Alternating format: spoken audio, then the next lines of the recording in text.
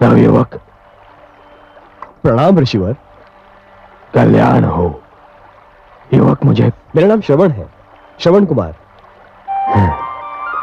सुंदर है श्रवण, मुझे प्यास लगी है।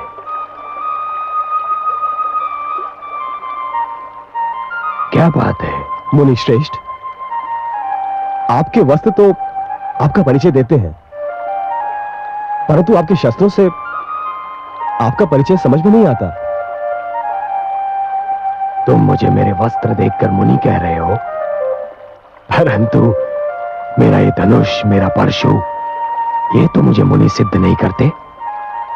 उच्च कुल का तो सिद्ध करते हैं। उच्च कुल? मेरा कर्म जाने बिना ही केवल मुझे देखकर ही तुमने मुझे उच्च कुल का सिद्ध कर दिया। आप अवश्य किसी श्रेष्ठ ऋषि की संतान हैं, परंतु मैं एक वैश्य मुनि और छोटी जाति की माता की संतान हूं। श्रवण, तुम्हें अपनी माता को छोटी जाति का कहते हुए लज्जा आनी चाहिए। माता तो माता होती है, जो पूजनीय होती है। व्यक्ति की पहचान उसके कर्म से होती है श्रवण। जन्म से तो सभी शूद्र होते हैं। जन्मना जायते शूद्राः संस्कारात् विजोच्यते। क्षमा करें, मैं तो आपका विचार करके कह रहा था। मेरे हाथों से जल लेकर। श्रवण, वायु हर श्रेणी के व्यक्ति को छू कर आती है, और हर श्रेणी के लोग उसी वायु से अपनी श्वास भर लेते हैं, शीतलता प्राप्त करते हैं। सूर्य की किरणें भी सभी के लिए समान होती हैं श्रवण। मेरा अर्थ समझ रहे हो ना?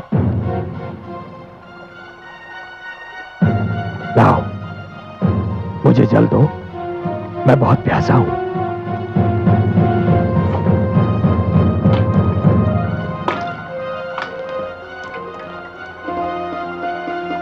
सुखी रहो। हे मुनिवर, आप मुझे अपना परिचय दें, बड़ी कृपा होगी, क्योंकि आज से आप मेरे आदर्श हैं। श्रवण, मैं ऋषि जमदग्नि और माता रेणुका का पुत्र परशुराम हूं। जन्म से तो ब्राह्मण हूं, किंतु कर्म से मुझे क्षत्रिय बनना पड़ा। भगवान परशुराम, अहो भाग्य मेरे, जो मुझे आपके दर्शन हुए। एक तीर्थ स्वयं चलकर मेरे पास आ गया। मैं तुम्हारा तात्पर्य नहीं समझा। मैं अपने अंधे माता पिता को तीर्थों की यात्रा कराने निकला हूं। वो जो बैठे हैं मेरे माता पिता हैं।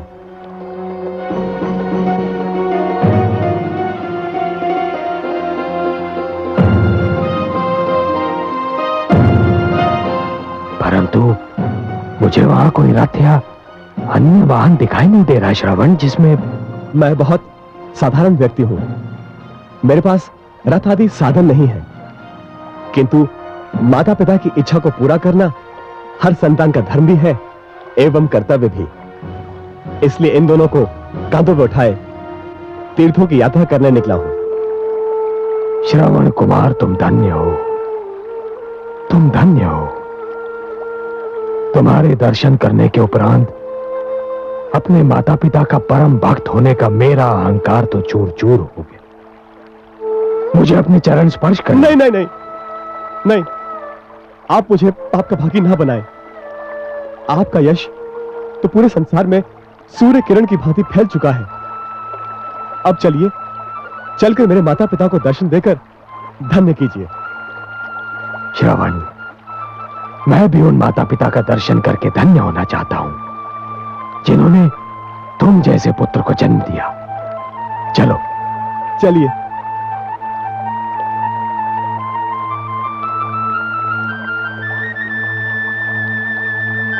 माता पिताश्री, भगवान परशुराम पधारे हैं। हमारे धन्यवाद। हे भगवान परशुराम, हमें अपने चरण छूने दीजिए। नहीं माता,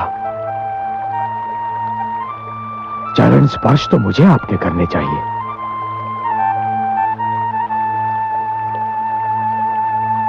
हे माता, मैं आपके पुत्र से मिलकर धन्य हो गया।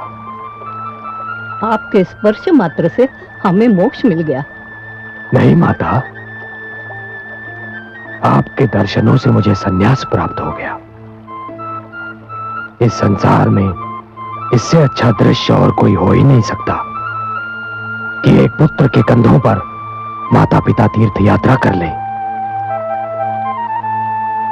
माता, अब मुझे विदा दीजिए।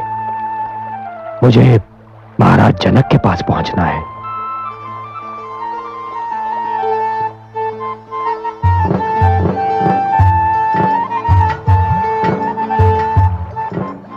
श्रवण, मैं हृदय से कामना करता हूं और आशीष भी देता हूं कि जब तक ये सृष्टि रहेगी, जब तक पुत्र धर्म की मर्यादा रहेगी, तुम्हारा नाम अमर रहेगा। आयुष्मान भव, आयुष्मान भव।